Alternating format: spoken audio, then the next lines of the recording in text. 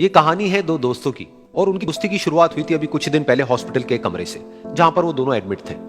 तो दोनों में से जो एक था उसको अभी कुछ दिन पहले एक पैरालिसिस का अटैक आया था, जिसकी वजह से गर्दन के नीचे की उसकी पूरी बॉडी पैरालाइज हो गई थी और वो अपनी एक उंगली तक नहीं हिला सकता था। और पूरे दिन जो भी नर्स उसके पास में आती वो उसको एक ही बात कहता कि मुझे कोई ऐसा इंजेक्शन दे दो जिससे कि मैं मर जाऊं, अब मैं और जीना नहीं चाहता, ऐसी जिंदगी का मैं क्या करूं। तो उसका जो दोस्त था उस कमरे में, क्योंकि वो चल फिर सकता था, तो रोज सुबह और रोज शाम को उस कमरे में खिड़की थी, उसके पास में जाकर के खड़ा हो जाता और अपने दोस्त को बताता कि उस खिड़की के बाहर क्या चल रहा है। बिल्कुल नीला आसमान है, सफेद बादल है, हल्की हल्की हवा चल रही है और कुछ पंछी उड़ रहे हैं।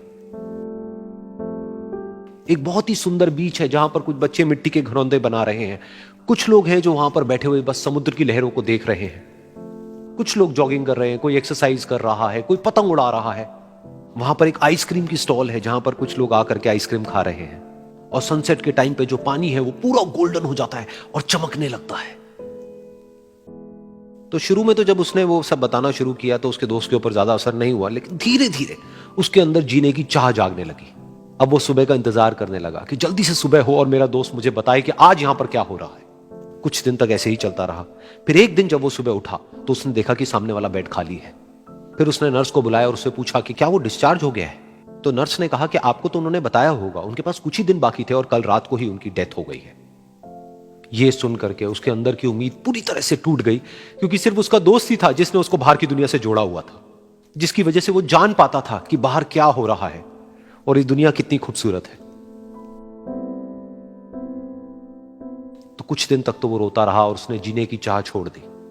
लेकिन दूसरी ही तरफ से उसके अंदर कहीं ना कहीं एक नई चाह पैदा हुई कि काश मरने से पहले एक बार मैं खुद अपनी आंखों से देखूं इस खिड़की के बाहर कि दुनिया कैसी है।